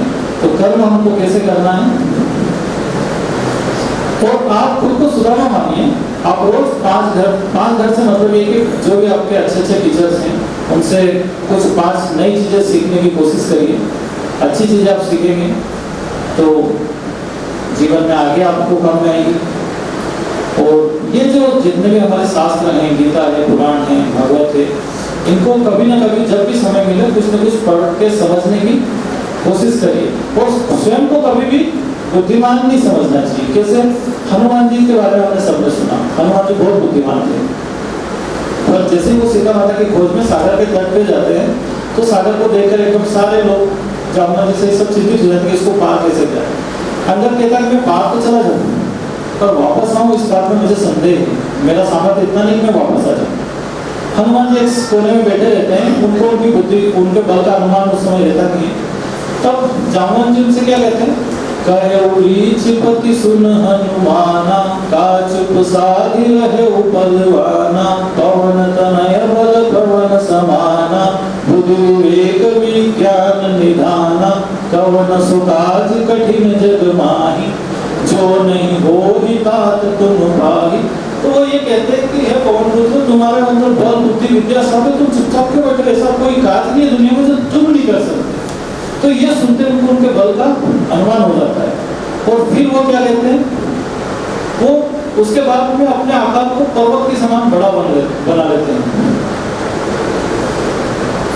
यह सुन के वो अपने आकार को विशाल कर लेते हो, सिंह नाम की तरफ गर्जना करते हैं, बड़ी बड़ी गर्जना करते और कहते हैं कि सहित सहाय रावण ही मारी, आनी कहाँ त्रिकुट उपारी ने रावण को उसकी सेना के सहित मार के लंका को उस पर्वत, त्रिकुट पर्वत पे जिसपे लंका बसी, उसको उखाड़ के यहाँ लेके आ जाता हूँ। इतना सामर्थ्य मेरे अंदर आ गया। पर फिर भी कहते हैं, क्या कहते हैं कि जामवंत में पूछहूं तो ही उचित सिखावन दीजहु मोहि। जामवंत, मैं आपसे पूछता हूँ, आप मुझे उचित शिक्षा दीजिए, मुझे क्या करना चाहिए? यानी आप कितने भी ज्ञानी हो जाओ, कितने भी विद्वान हो जाओ, आपको हमेशा हमसे बड़ा व्यक्ति अगर वहाँ मौजूद है तो उससे पूछना चाहिए कि मेरे लिए सही क्या है और गलत क्या है। हमारे गुरुओं से पूछना चाहिए कि क्या ये जो ज्ञान मैंने अर्जित किया क्या ये सही है। तो हमेशा मार्गदर्शन बड़ों का हमको प्राप्त करना चाहिए। स्वयं को कभी भी ज्यादा बुद्धिमान नहीं समझना चाहिए। हमको पता है, सामने वाले को पता, जामवंत जी को पता था कि ये सब कुछ कर सकते हैं। पर फिर जामवंत क्या कहते? इतना करम तात तुम जाई, सीता देखी, सीता जी को देखकर उनकी सुध लेकर उनकी खबर लेकर वापस आ जाओ। तुमको ना रावण को मारना है, ना लंका को उजाड़ना है, कुछ भी नहीं करना है, इतना काम आपको करना है। तो आप ज्ञान को अर्जित करिए, बहुत अर्जित करिए, पर उस ज्ञान का उपयोग कब, कहाँ, कैसे करना है, यह सलाह हमसे जो ऊपर सीनियर लोग हैं उनसे लेकर ही उसको अप्लाई करना है। तो ऐसी छोटी छोटी बहुत सारी चीजें हमारे शास्त्रों के अंदर भरी पड़ी है। आप सोचिए ये ज्ञान जो उन्होंने अर्जित किया था, अगर वो किताबों में लिखकर छोड़कर नहीं जाते तो आज क्या हम चांद पर पहुंच पाते? संभव ही नहीं था। आज जो दुनिया इतनी विकसित हमको दिख रही है, क्या ये दुनिया इतनी विकसित हो पाती है? संभव ही नहीं था। क्योंकि अगर वो छोड़ के नहीं जाते तो हमारे लिए तो फिर वहीं से स्टार्ट करना पड़ता शुरू से। जितने भी रिसर्च करता है, नासा करता है, इसरो करता है, सब वेद पे करता है। क्यों? क्योंकि वहाँ सारी चीजें उनको मिलती है, उनके फार्मूले सब वहाँ सेट है, वहीं से उठा कर हम लेके आते हैं। एक बहुत छोटा सा साइंस का एग्जाम्पल मैं आपको देता हूँ। आइंस्टीन ने भी कहा, साइंस में भी आपने पढ़ा सुना होगा कि प्रकाश की जो गति होती है बहुत तेज होती है ना? और प्रकाश की गति से भी कोई मनुष्य, कोई भी साधारण मनुष्य मान लो यहाँ से चला और 5 वर्ष में प्रकाश की गति से चला तो कितनी दूरी तक चला जाएगा? और वो खरबों मील तक हम सोच भी नहीं सकते इतनी दूरी तक चला जाएगा। पर उसकी आयु सिर्फ 5 वर्ष ही बढ़ेगी। वो 25 साल का था तो वो 30 साल का ही होगा, प्रकाश की रफ्तार से भी, मतलब उसकी समय उसके लिए आयु वहीं रुक जाएगी। पर यहाँ पृथ्वी पर उस समय में हजारों वर्ष व्यतीत हो जाएंगे, सैकड़ों जनरेशन खत्म हो जाएगी। वो तो आया 5 साल बाद यहाँ पर, यहाँ देखेगा तो वो लोग ही खत्म हो गए जिनके साथ वो गया था।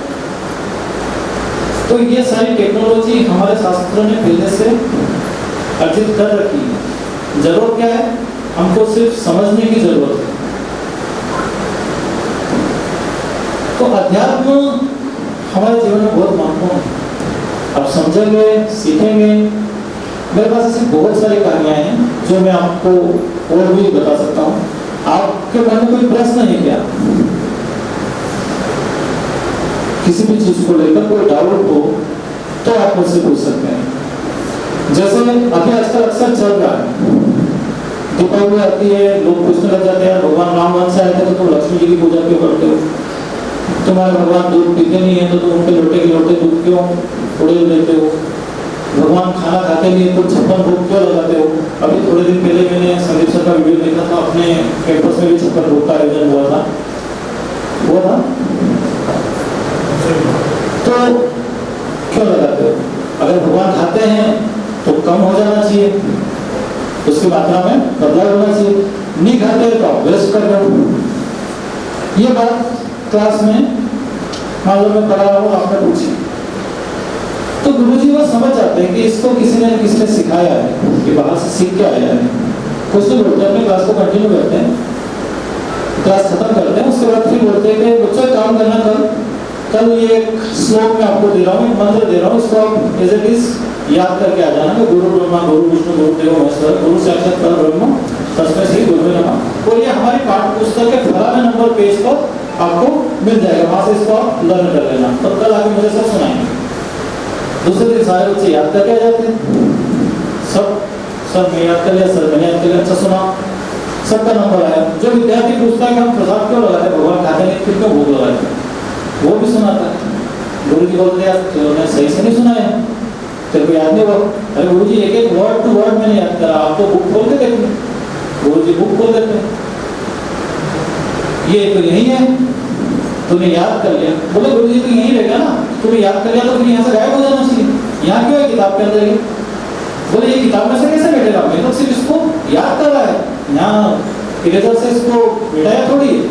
गुरु जी यही कहते हैं कि ये जो किताब के अंदर है यह स्थूल अवस्था में है, और तुम्हारे मन मस्तिष्क ने जब इसको कंठस्थ किया, याद किया, तो वहां सूक्ष्म रूप में जाके ये सुरक्षित हो गया, इसको वहां आपने सेव कर लिया डेटा को। इसी तरह जब हम भगवान को भोग लगाते हैं तो भगवान उसको सूक्ष्म रूप में ग्रहण कर लेते हैं, इसलिए वो प्रसाद स्थूल रूप में उसकी क्वांटिटी में कोई भी घटाव या बढ़ाव नहीं रहता, वो वहीं रखा रहता है। तो प्रसाद जब भगवान ने स्थूल रूप में उसको ग्रहण कर लिया, उन्होंने उनको कंठस्थ कर लिया, उसने अंदर आत्मसात कर लिया, तो हमारे प्रसाद बन गया, और उसको फिर नस्त मस्तक होकर सिर्फ स्वीकार किया जाता है, उसको किंतु परंतु नहीं लगाए जाते हैं। तो ऐसी कई चीजें हैं जो आपको इधर भी ले जाएगी, उधर भी ले जाएगी, पर हमारा डायरेक्शन क्या है ये हमको समझना पड़ेगा। तो मैंने आज आपको एक तो अध्यात्म की डेफिनेशन बताई कि अध्यात्म क्या है। क्या सीखा आपने? क्या है अध्यात्म?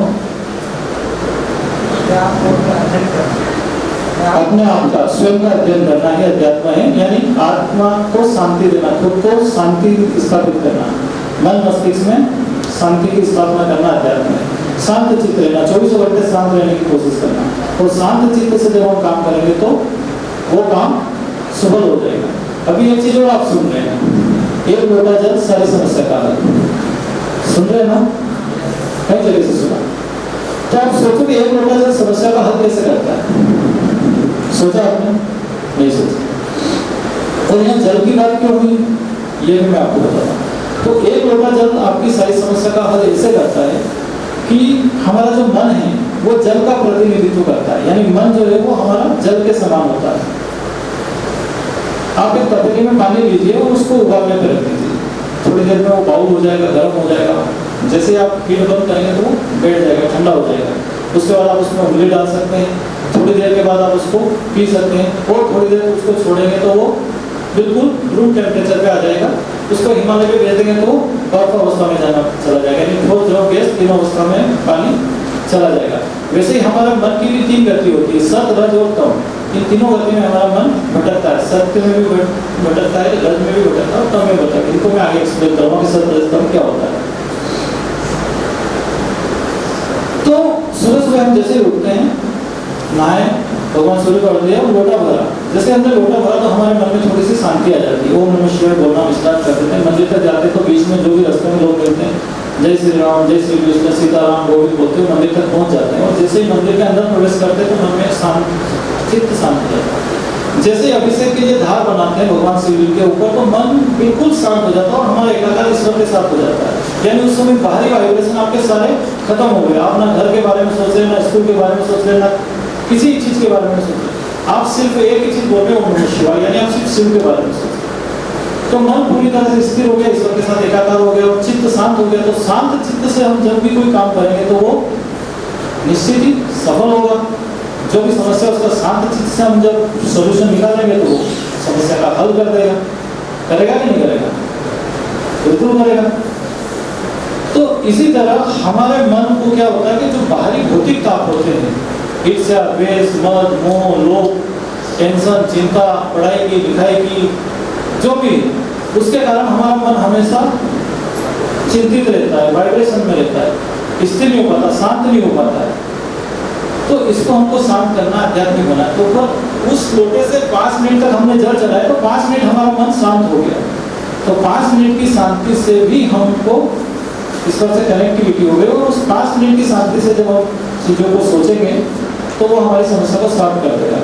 तो इस तरह से एक लोटा जल सारी समस्या का हल करता है। कि भौतिक जल की बात नहीं है, ये आध्यात्मिक जल की बात है, आपके मन की जल की बात है। आप मंदिर में जाए तो 5 मिनट बिल्कुल शांत चीज से बैठ जाइए ईश्वर के साथ, आपका कनेक्शन उसके साथ बन जाएगा।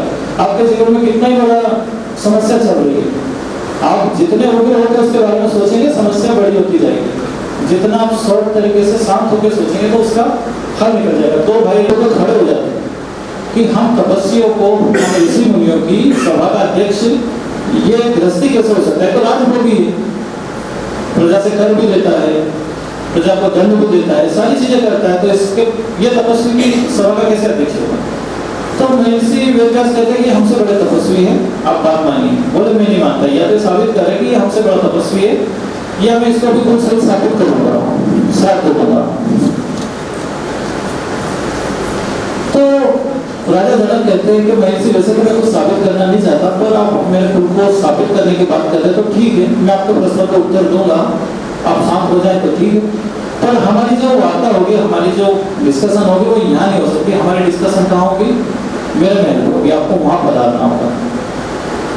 चलो ठीक है, चलते हैं। दुर्वासा ऋषि मन की गति से चलते थे, यानी आप अभी यहाँ बैठे हो, आपका मन अगर घर पे पहुंच गया तो घर इतनी देर में वहाँ पहुंच जाते थे। तो दुर्वासा ऋषि तुरंत पहुंच गए। राजा तो अपने रथ पे बैठे गए, 2-3 घंटे लग गए, 11-12 बजे के आसपास अपने महल के वहाँ पहुंचे। तो बाहर खड़े थे, चलो हम करें प्रश्नोत्तर शुरू। नहीं महाराज, आप मेरे घर पधारे तो मेरा आतिथ्य स्वीकार कीजिए, आप अंदर आइए, स्नान ध्यान कीजिए, भोजन प्रसाद कीजिए, उसके बाद हम आराम से डिस्कस करेंगे। ठीक है, अंदर आ गए, भोजन प्रसाद अब डिस्कस करें। आप थोड़ा विश्राम कर लीजिए, हम संध्या के काल में डिस्कस करेंगे। संध्या के काल में ठीक है, चलो ये भी स्वीकार करते हैं। शाम का टाइम हो जाता है, अब करें? बोले हाँ बिल्कुल करते हैं। तो राजा क्या कहते हैं अपने मंत्रियों को, क्या एक काम करो, पूरे महल को अंधकार से पाट दो, इसमें दिया नहीं जलना चाहिए, पूरा महल अंधकार से पटा होना चाहिए। तो फिर दुर्वासा जी से कहते हैं कि मैं आपके सारे प्रश्नों को उत्तर दे दूंगा, पर मेरा एक और आपसे निवेदन है कि आप पहले मेरे महल को देख के आ जाइए, उसके बाद हम बात करते हैं। तुम्हारा महल को देखना है, ठीक है देख लेता हूँ, पर यहाँ तो अंधेरा ही अंधेरा है, मैं क्या देखूंगा? अच्छा अंधेरा में प्रकाश की व्यवस्था करवाता हूँ। एक दीपक लाओ, एक छोटा सा दीपक आ जाता है और उस छोटे से दीपक को उनकी हथेली के ऊपर रख देते हैं, बोलते इससे आप पूरा महल देख के आ जाओ। वो दौड़ने लगते हैं क्योंकि तो मन की गति से चलते हैं, बोले 2 सेकंड में देख लूंगा, मुझे क्या टाइम लगेगा। तो जैसे ही दौड़ने की चेष्टा करते हैं और महाराज बोलते कि ऋषि एक बात और सुनिए। बोले क्या? अगर ये दीपक बुझ गया तो मैं किसी भी बात का उत्तर नहीं दूंगा, ये बुझना नहीं चाहिए। दीपक तो बुझने वाला था, वो तुरंत अपने हाथ से उसको फोल्ड कर देते, इस कमरे में जाते हैं, उस कमरे में जाते हैं, पूरा महल घूम के आ जाता है। 2 घंटे लग जाते हैं, यानी मन की गति से चलने वाले को 2 घंटे लगे महाराज जनक का महल देखने में। आ गए? हाँ देख लिया। हाँ क्या देखा? मेरे घुड़साल में कितने घोड़े हैं? नहीं पता। शस्त्रागार में कितने प्रकार के शस्त्र हैं? नहीं पता। अच्छा तो मेरे कोषालय में कितना धन है? नहीं पता। रंग महल में रानियां? नहीं पता। तो क्या देखा आपने 2 घंटे लगाए हो? बोले क्या देखा? मेरा पूरा ध्यान इस दीपक पे केंद्रित था कि अगर ये दीपक बुझ गया तो तुम मुझे किसी भी प्रश्न का उत्तर देगा, इसलिए मैंने सिर्फ इस दीपक को देखा और कुछ भी नहीं देखा। महाराज उनके चरणों में गिर जाते, बोलते जैसे आपका ध्यान इस दीपक पे था, मेरा ध्यान हमेशा उस परमात्मा रूपी दीपक पे रहता है कि कहीं वो ना बुझ जाए। तो जैसे आपने नहीं देखा वैसे मैं भी नहीं देखता। मुझे भी नहीं पता मेरे पास कितना धन है, मुझे भी नहीं पता कितने प्रकार के शस्त्र हैं। ये सारी चीजें प्रजा के लिए हैं और उन्हीं के उपयोग में आती। मैं अपने लिए इसका कोई उपयोग नहीं करता, मेरे निज उपयोग में कुछ भी नहीं है। जो कुछ चीजें जो राजा को सुविधा मिलना चाहिए, जो प्रोटोकॉल मेरा है बस उसी को मैं एक्सेप्ट करता हूँ, बाकी सारी चीजें मेरे लिए है ही नहीं। तो ईश्वर ने अगर आपको बहुत कुछ दिया है तो सिर्फ आप अकेले के लिए नहीं दिया है, वो सभी के लिए, आप उसको मिल कर बांटते रहिए। इस कहानी का आध्यात्मिक जीवन में तो ये पहलू है कि आपको इस संसार को नहीं देखना है। आप यहाँ धरती पे मेहमान हैं, आपकी यात्रा बहुत छोटी है, बहुत शॉर्ट समय में हम यहाँ से निकल जाएंगे, तो इसको आप जिए, इसको आप भोगे, पर इसमें लिप्त ना हो, इसका सिर्फ उपभोग करें और आगे की यात्रा को सुगम बनाएं। इसका आपके विद्यार्थी जीवन से क्या कनेक्शन है? इसका आपके विद्यार्थी जीवन से कनेक्शन है कि आपका जो लक्ष्य है, जो भी आपको बनना है वो दीपक है, और बाहरी जो चीजें आपकी मित्रता, आपका घूमना, आपका फिरना, आपका मोबाइल चलाना, मूवीज देखना, प्रैक्टिस करना, ये सारी चीजें वो व्यवस्था है। तो उन चीजों को आपको नहीं देखना, आपका पूरा ध्यान कहाँ केंद्रित होना चाहिए? अपनी एजुकेशन पे, अपने लक्ष्य पे, जो भी आपका लक्ष्य है उस पे आपको उसको टारगेट करना है। तो ये जीवन मूल्य की 3 छोटी-छोटी कहानियां मैंने आपको बताई, जो आपको भौतिक जीवन में भी काम आएगी, और आप जब 30, 40 साल, 50 साल के हो जाएंगे, उसके बाद आध्यात्मिक जीवन में भी काम आएगी, तब आपको अध्यात्म समझ में आने लगेगा धीरे धीरे। अभी आपको ऐसा लगा कि अभी तो हमने जस्ट स्टार्ट किया है, लाइफ स्टार्ट हुई, अभी तो हमको बहुत कुछ अचीव करना है, पड़ोसी को जगाना है, रिश्तेदार को जगाना है, और खुद के लिए कुछ चीजें बनानी है, बड़ी गाड़ी लेनी है, बड़ा बंगला लेना है। पर एक समय वो आता है कि बड़ी गाड़ी, बड़ा बंगला, सब कुछ वेस्ट लगने लगता है कि हमने कुछ भी नहीं लिया, अब जाए तो क्या लेके जाए। अभी थोड़ी सी देर के लिए आप सपोज करो कि मैं आपको कहता हूँ कि आपको बिहार में कोई जगह है, वहां जाके एक सेमिनार देना है, 2 दिन का आपका वहां स्टे लगेगा। कितना दिन का? 2 दिन का। आपके पास मोबाइल, आप तुरंत लोकेशन सर्च कर लेंगे, जाने के लिए क्या व्यवस्था है, बस ट्रेवल, बस है, ट्रेन है, फ्लाइट है, वो सारे आप सर्च कर लेंगे। वहाँ स्टे करने के लिए होटल मिलेगा, लॉज मिलेगा, वो आप सर्च कर लेंगे। खाने पीने के लिए क्या क्या चीज़ें मिलेगी, सारी चीज़ें आप यहीं से डिसाइड कर लेंगे उस 2 दिन की यात्रा के लिए। फिर आप मार्केट जाएंगे, बैग खरीदेंगे, आपकी रूटीन की चीज़ें जो उसमें आपके अंडर गारमेंट से लेकर टॉवेल, टूथब्रश, पेस्ट, साबुन, थोड़ा बहुत कुछ रास्ते में खाने का दाना, सब इकट्ठा करके बैग तैयार करके अपनी यात्रा चालू करेंगे और 2 दिन वहाँ रुक के आएंगे। और आपका अनुभव अच्छा रहा तो हम अच्छा बताएंगे, बुरा रहा तो हम बुरा बता देंगे। तो सेम थिंग बिल्कुल करवा सकते हैं कि एक दिन हमको इस पृथ्वी को छोड़ के जाना पड़ेगा। कहाँ जाना है हमको पता नहीं, कोई सर्चिंग नहीं है। कैसे जाना है ये भी पता नहीं है। बस ले जाएगी, ट्रक ले जाएगी, हाथी ले जाएगा, घोड़ा ले जाएगा, पैदल ले जाएंगे, घसीट के ले जाएंगे, मार के ले जाएंगे। तो थोड़ी थोड़ी चीजें हमको आज से ही स्टार्ट करना पड़ेगी। तो ये जब हमारे जीवन में हम ढाल लेंगे, आत्मसात कर लेंगे, तब चीजें आगे बढ़ेगी। हमारे जितने भी ऋषि मुनि थे, हमारे जो अग्रज थे, पूर्वज थे, वो बहुत सारी चीजें हमारे लिए छोड़ के गए। रामचरितमानस इसका एक छोटा सा सटीक उदाहरण है। आपने रामचरितमानस को कभी पढ़ा, पढ़ने की कोशिश करी, एक चौपाई उसकी पढ़ी? नहीं पढ़ी। किस किसने पढ़ी? एक दो। तो ये किताबें नहीं है, ये जीवन का सार है। कैसे मैं आपको बताता हूँ रामचरितमानस आप पे कैसे लागू होती है। एक छोटा सा किस्सा रामचरितमानस का मैं सुनाता हूँ। एक बार क्या होता है कि माता कौशल्या जब भगवान राम वन को चले जाते हैं, तब अपने कक्ष में सो रही है, रेस्ट कर रही है। रात्रि का समय है, 12-1 बज चुके हैं, और उनको एक पदचाप सुनाई देती है कि छत के ऊपर कोई कूद रहा है। सिपाही को बुलाती, देखो छत पे कौन है। सिपाही ऊपर जाता, देखता है, बोले ऊपर तो छोटी बहू श्रुतकीर्ति है। श्रुतकीर्ति मतलब शत्रुघ्न जी की पत्नी। वो वहाँ क्या कर रही है? उसको बुला के नीचे लाओ। उसको उनको बुला के नीचे लाते कि बहुना ने आपको माता जी नीचे बुलाया। तुम रात की 12 बजे ऊपर क्या करती हो? नींद नहीं आ रही?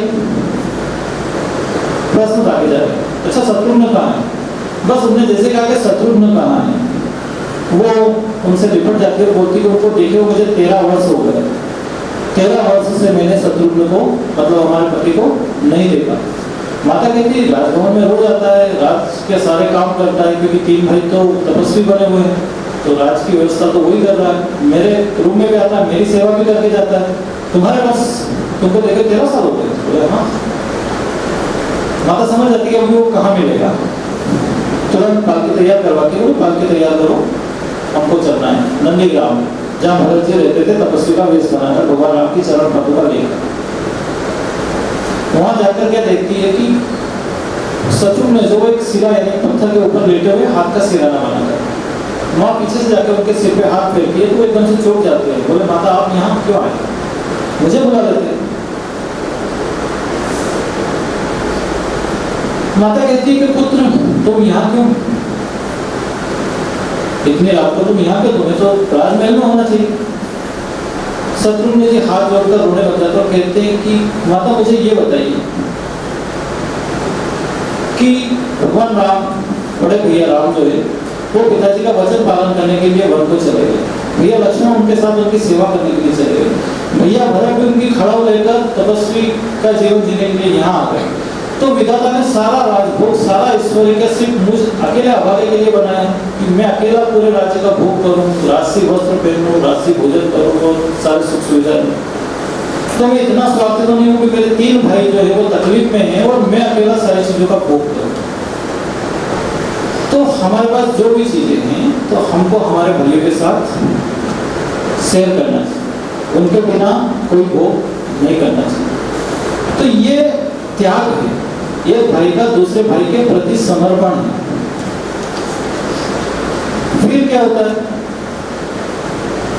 जब भगवान राम वन को जाने को होते हैं, उस समय की घटना सुनाता हूँ कि जैसे पता चलता लक्ष्मण जी को कि भैया राम को वनवास हो गया है, तो सीता जी भी उनके साथ पत्नी धर्म निभाने के लिए तैयार हो जाती है। लक्ष्मण जी को जैसे पता चलता है तो वो दौड़ के माता के कक्ष में जाते हैं कि माता से आज्ञा लेना पड़ेगी। तो माता पहले से ही, माता को सूचना हो गई थी, तो माता पहले से कहती, क्या कहती है कि मुझसे परमिशन लेने की जरूरत नहीं, जहाँ राम है वही तुम्हारी अयोध्या है। अगर राम अयोध्या में तो तुम्हारा अयोध्या में क्या काम है? तुम जाओ, यहाँ शत्रुघ्न है मुझे देखने के लिए, तुम उसके साथ जाओ। अब पत्नी से भी आज्ञा लेना, माता को सहज आज्ञा देती। लक्ष्मण जी के मन में द्वंद, क्योंकि पत्नी के साथ जीने मरने की कसम ली थी, अग्नि को साक्षी मान कर ली थी, तो उसके अनुमति के बिना जा नहीं सकते। पत्नी के महल की ओर वो जैसे जाने लगे तो देखते हैं वो पहले से आरती का थाल लेके खड़ी है और क्या कह रही है कि मुझसे पहले आपने भगवान राम की सेवा का संकल्प लिया था, तो आपके सेवा धर्म के आड़े मैं नहीं आऊंगी, मैं तुम्हें 14 वर्ष के लिए अपने पत्नी धर्म विवाह धर्म से मुक्त करती हूँ, आप सहर्ष रहिए, मेरी चिंता मत करिए। यह त्याग था पत्नी का, उर्मिला जी का। तो ये जो रामायण है पूरी त्याग की कथा है कि हम एक दूसरे को सुख देना चाहते हैं। कोई भी यहाँ पीछे नहीं है, सब में कंपटीशन चल रहा है कि मैं ज्यादा त्याग कर सकता हूँ, मैं ज्यादा त्याग कर सकता हूँ। कोई भी यहाँ सुख लेना नहीं चाह रहा, सब एक दूसरे को सुख